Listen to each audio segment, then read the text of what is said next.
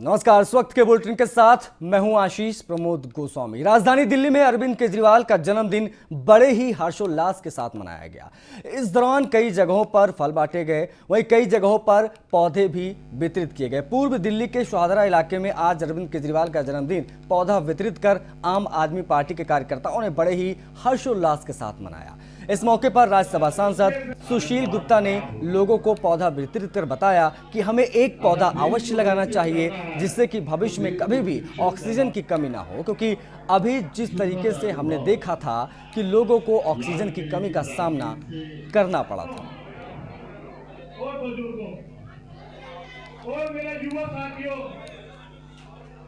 आज उल्लासनगर विधानसभा हालत बहुत खराब हो गई। अगर देश को विकसित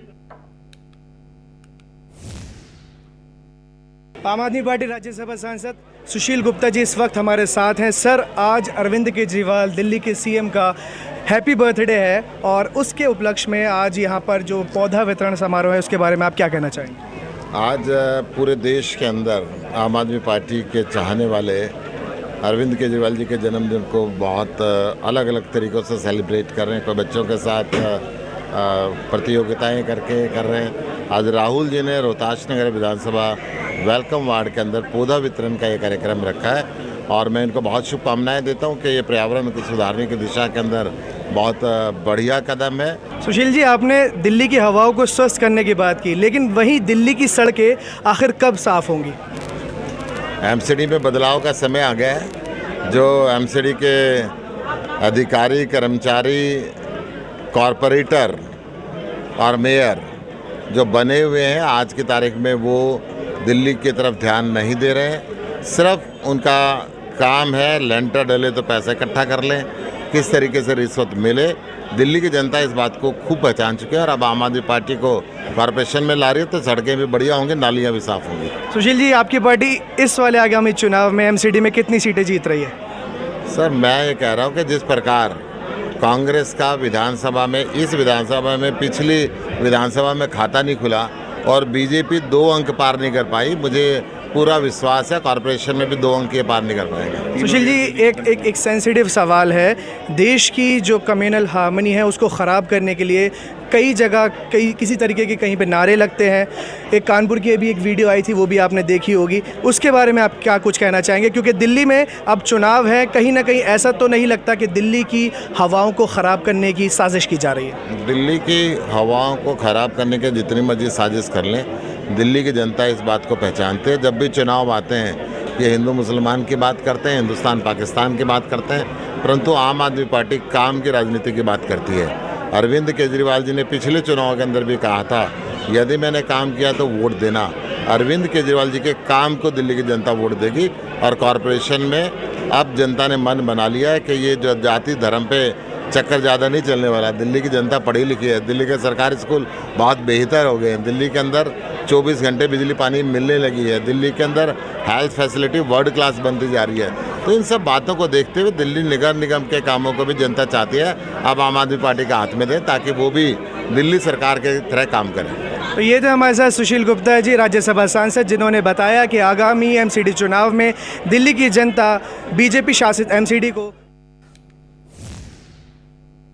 आम आदमी पार्टी के राष्ट्रीय प्रचारक शहनवाज हिंदुस्तानी ने न्यूज़ 1 इंडिया से बातचीत करते हुए शायराना अंदाज में दिल्ली के मुख्यमंत्री अरविंद केजरीवाल को जन्मदिन की बधाई दी। साथ ही बताया कि वो आम आदमी पार्टी के फाउंडर सदस्यों में से एक हैं और अरविंद केजरीवाल और उनके बीच बड़े ही मधुर संबंध रहे हैं, जिन्हें वो देश के अलग अलग राज्यों में पार्टी का प्रचार करते हुए लगातार निभा रहे हैं। आंदोलन के समय से जुड़े हुए साथी शहनाज हिंदुस्तानी, जो अपने आप में एक परिचय के मोहताज नहीं है। जहां भी रैली प्रदर्शन होता था आम आदमी पार्टी का, तो अगर भीड़ को रोकने का काम और उनके अंदर जज्बा पैदा करने का काम अगर कोई करते थे तो शहनाज हिंदुस्तानी करते थे। शहनाज हिंदुस्तानी जी, आपका स्वागत है न्यूज़ 1 इंडिया में। बहुत बहुत शुक्रिया। आज अरविंद जी का बर्थडे भी है, क्या कहेंगे? अरविंद जी का बर्थडे है तो आज के दिन मैं यही कहूँगा कि मिले तुमको ज़माने भर की खुशियाँ है दुआ मेरी, हो पूरा हर तुम्हारा ख्वाब रब से है दुआ मेरी, हो कोई दर्द दिल का तो मुझे तोहफे में दे देना, सुकून दिल मिले बदले में तुमको है दुआ मेरी। वाह वाह वाह, बहुत गजब। मैं आपको जो उस टाइम से देखता हुआ आ रहा हूँ, जब से आम आदमी पार्टी संघर्ष करती आई है और जगह जगह पे जहाँ भी प्रदर्शन रैली होते थे तो आप वहाँ जाते थे और भीड़ को किस तरीके से रोकने का काम और उनमें जज्बा पैदा करने का काम करते थे, कुछ बताएं उन चीज़ों को लेकर के। ऐसा है कि मैं जाता था, जब अरविंद केजरीवाल जी वहाँ पहुँचते थे तो उसके 1-1.5 घंटे पहले पहुँचता था। अगर पब्लिक कम है तो फिर मैं कविताएं, शायरी और अपना भाषण लोगों के बीच में रखता था। फिर लोग जुटना शुरू हो जाते थे और जो लोग आते थे वो रुकना शुरू हो जाते थे और उसके बाद उनके अंदर एक क्यूरियोसिटी रहती थी कि अरविंद केजरीवाल आएगा, अरविंद के आएंगे, वो अपनी बात रखेंगे। तो अरविंद जी के नाम से तो वैसे पब्लिक आती थी, लेकिन काफ़ी देर तक ठहरना मुश्किल हो जाता था। उनको उसके अंदर इन्वॉल्व करता था कि अरविंद जी चाहे जितनी देर में आए, मैं आपके बीच में हूँ। फिर मैं देशभक्ति की बातें, भगत सिंह की बातें, अशफाक उल्लाह खान की बातें। और जिस तरीके से आप उन पे जो वार करते थे कांग्रेस पे और भाजपा पे, वो कुछ थोड़ा सा वो बीजेपी कांग्रेस के जब शुरुआत थी तो शुरुआत में हमने कांग्रेस को ही टारगेट किया था क्योंकि वही सरकार में थी। उसके बाद बीजेपी आई, जब जो बीजेपी सरकार में थी तो उसी को टारगेट करना था। कुल मिलाकर के अब आज भी मेरी वही ज़रूरत है पार्टी को, मैं उसी ज़रूरत पे चल रहा हूँ। चाहे देश में गुजरात हो, चाहे उत्तराखंड हो, चाहे यूपी हो, चाहे बिहार हो, चाहे राजस्थान हो, कहीं भी हो, मेरे प्लान बनते रहते हैं।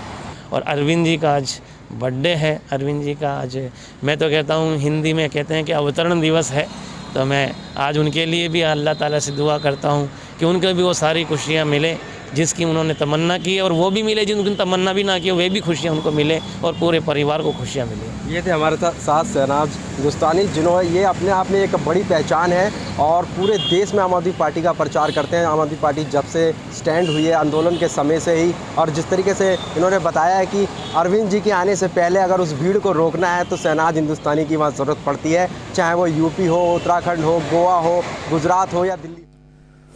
दिल्ली के मुख्यमंत्री और आम आदमी पार्टी के प्रमुख अरविंद केजरीवाल का आज यानी 16 अगस्त को जन्मदिन होता है। केजरीवाल का जन्म 1968 में हरियाणा के हिसार में हुआ था। इसके बाद उन्होंने IIT खड़गपुर में डिग्री ली। इसके बाद वो भारतीय राजस्व सेवा में अधिकारी बन गए, लेकिन फिर नौकरी छोड़ी और सामाजिक कार्यकर्ता बने। वो कई NGO से भी जुड़े रहे हैं।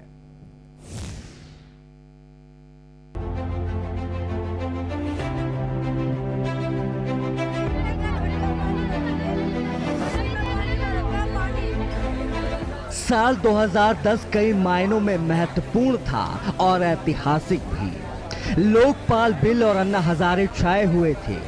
इस आंदोलन में एक ऐसा शख्स था जिसकी चर्चाएं शुरू हो चुकी थी। साधारण सा दिखने वाला एक चेहरा जिसका नाम था अरविंद केजरीवाल। जानकार कहते हैं कि अन्ना आंदोलन की नींव इसी साधारण से दिखने वाले शख्स ने रखी थी। भारतीय राजस्व सेवा यानी IRS का एक अधिकारी, एक एक्टिविस्ट, एक आंदोलनकारी और अंत में एक राजनेता।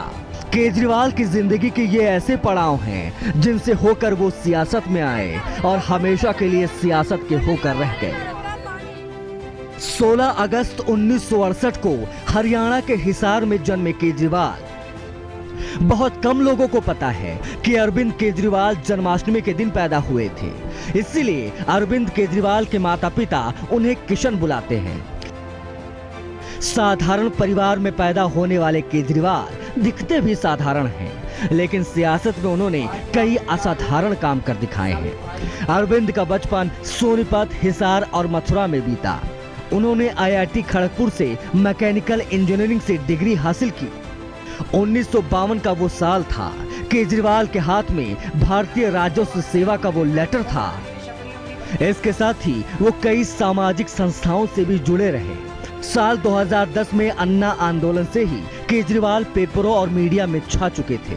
तब सरकार से हर वार्ता में केजरीवाल ही आगे रहा करते थे। लोग केजरीवाल को जानने लगे थे। 2 अक्टूबर 2012 को पार्टी का गठन किया। 24 नवंबर 2012 को आम आदमी पार्टी का नाम दिया। अन्ना हजारे के आंदोलन के बाद से ही केजरीवाल ने दिल्ली की कांग्रेस सरकार पर हमला बोलना शुरू कर दिया था।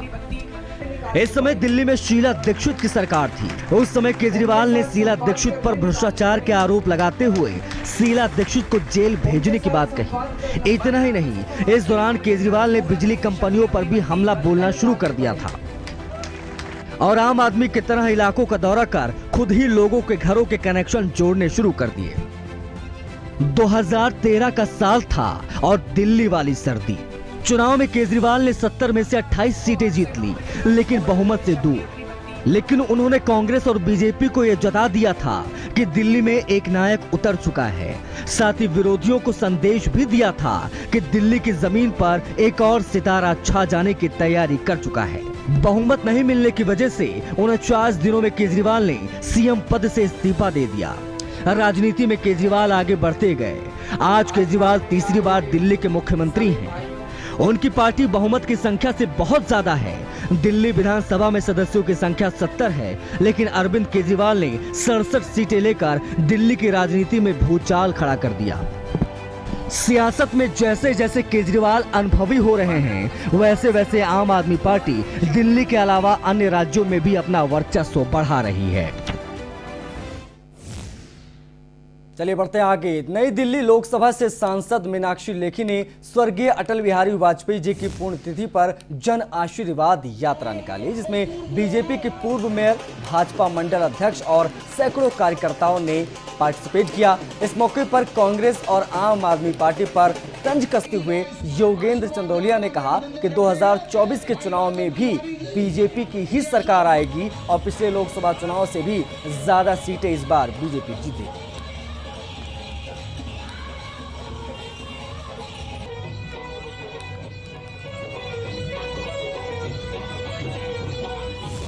राजीव गांधी ने इंदिरा गांधी को सीटें नहीं लेनी थी।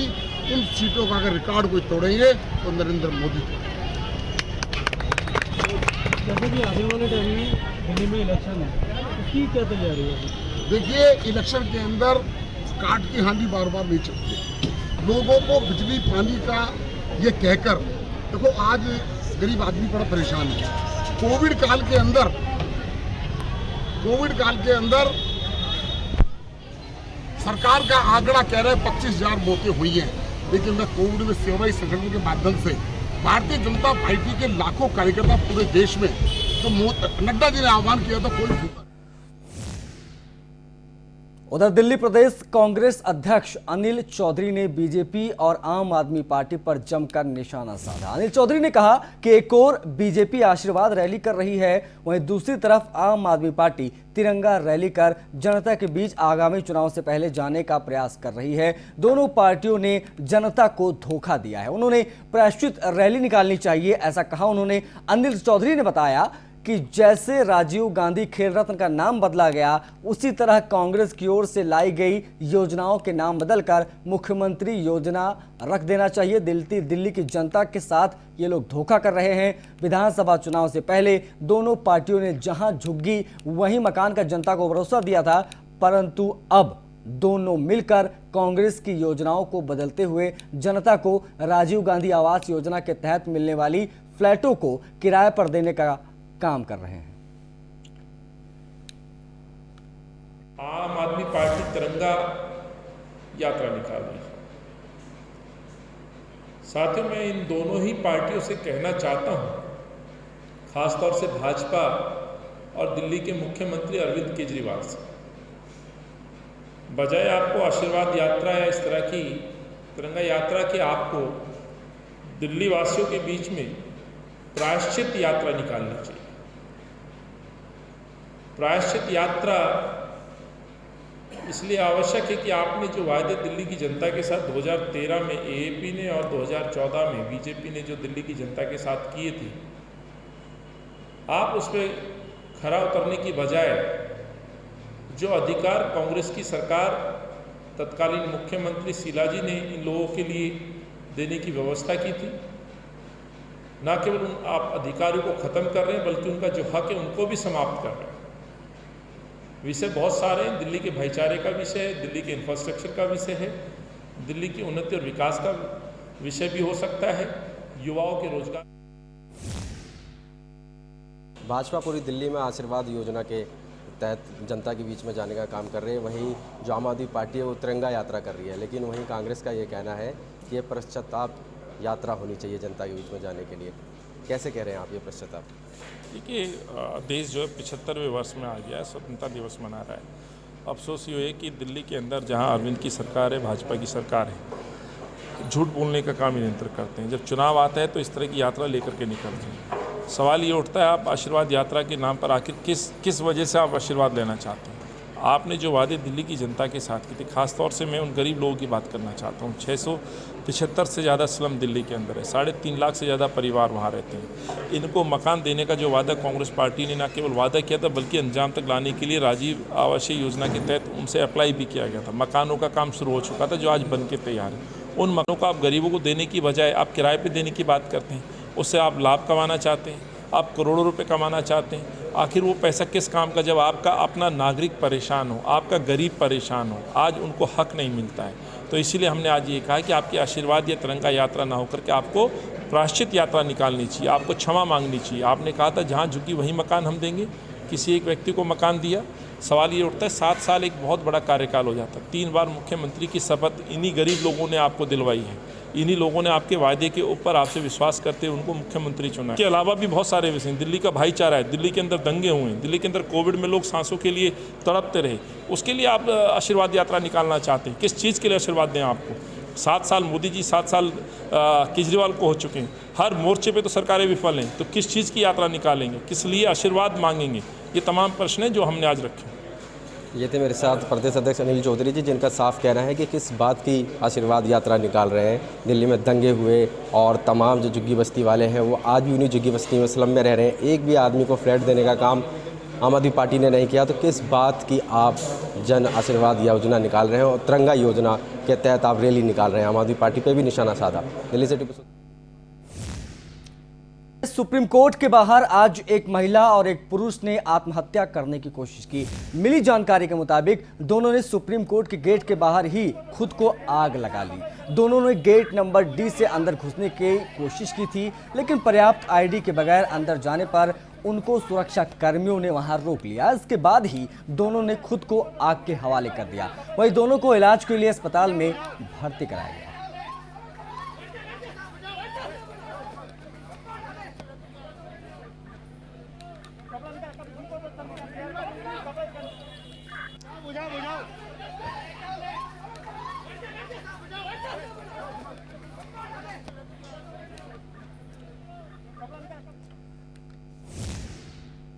उधर राजधानी दिल्ली के थाना आदर्श नगर में देर रात हुए ब्लाइंड मर्डर की गुत्थी को चंद घंटों में पुलिस ने सुलझा दिया। पुलिस को सूचना मिली थी कि एक युवक को कुछ लोगों ने चाकू मारकर जख्मी कर दिया है, जिसके बाद वारदात की खबर सुनकर मौके पर नॉर्थ वेस्ट जिले की डीसीपी उषा रंगनानी, एसीपी संजय दराल समेत स्पेशल टास्क फोर्स और क्राइम टीम मौके पर पहुंची।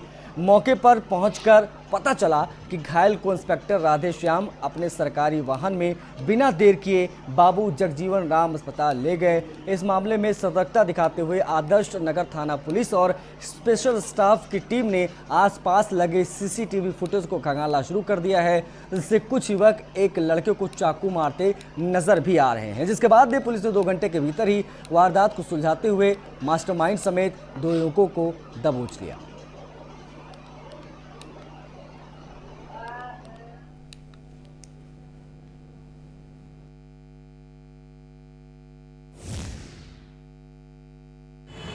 नॉर्थ वेस्ट जिले की आदर्श नगर थाना पुलिस और स्पेशल स्टाफ की पुलिस ने मात्र 2 घंटे में एक बड़ी वारदात का खुलासा करते हुए करीब 3 लोगों को गिरफ्तार कर लिया है। और इसके साथ ही मैं आपको बता दूं कि इस मामले में जो था कि जैसी पुलिस को पता लगा तो आदर्श नगर जो इंस्पेक्टर हैं राधेश्याम, वो तुरंत मौके पर पहुंचे और जिसको चाकू लगा था उसको हॉस्पिटल ले गए और हॉस्पिटल ले जाने के बाद उसकी जान बच सकी। इस पूरे मामले में फिलहाल पुलिस ने सारे आरोपियों को गिरफ्तार कर लिया। सीसीटीवी की मदद से सारे आरोपियों की पहचान हो सकी और अलग ही अलग जगहों पर छापेमारी की गई। स्पेशल स्टाफ की टीम और आदर्श नगर थाना पुलिस ने इस पूरे मामले को सुलझाते हुए 3 आरोपियों को गिरफ्तार किया है। दिल्ली से टीपू सुल्तान की रिपोर्ट। उधर नाद फाउंडेशन समय समय पर दिल्ली में सामाजिक कार्यक्रम का आयोजन करती रहती है। इस सिलसिले में कल्याणपुरी इलाके में नन्हे मुन्ने बच्चों के लिए नाद फाउंडेशन की तरफ से एक चित्रकारी प्रतियोगिता का आयोजन किया गया, जहां खुद फाउंडेशन की संस्थापक श्रीमती निशी सिंह ने बच्चों को प्रोत्साहित किया और ट्रॉफी से भी इस दौरान उन्होंने नवाजा। नाद फाउंडेशन के संस्थापक निशी सिंह से खास बात की हमारे सहयोगी जिब्रान खान ने। इस वक्त हमारे साथ हैं नाद फाउंडेशन की founder Nishi ma'am. Nishi ma'am, आपने आज जो ये प्रोग्राम रखा जिसमें छोटे बच्चों के लिए ड्राइंग कंपटीशन था, इससे क्या कुछ उद्देश्य देना चाहिए? जी, ये सारे बच्चे हमारे जो शिक्षा अभियान हमने कल्याणपुरी क्षेत्र में आरंभ किया है, उसी में से ये बच्चे हमने बुलाए थे और कोरोना के कारण हम बहुत बच्चों को नहीं बुला पाए।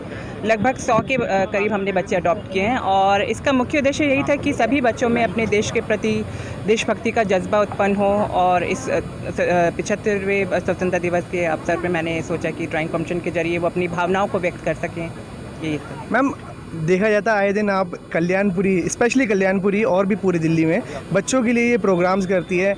आप खुद भी एक सिंगर हैं, रिसेंटली आपका एक सॉन्ग रिलीज़ हुआ है, क्या उस सॉन्ग की कुछ 2 लाइन्स आप सुनाएंगी?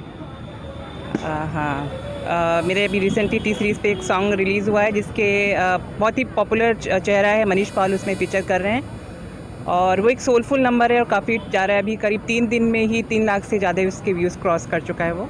इस वक्त इसी के साथ दिल्ली लाइव में आज के लिए बस इतना ही। नमस्कार।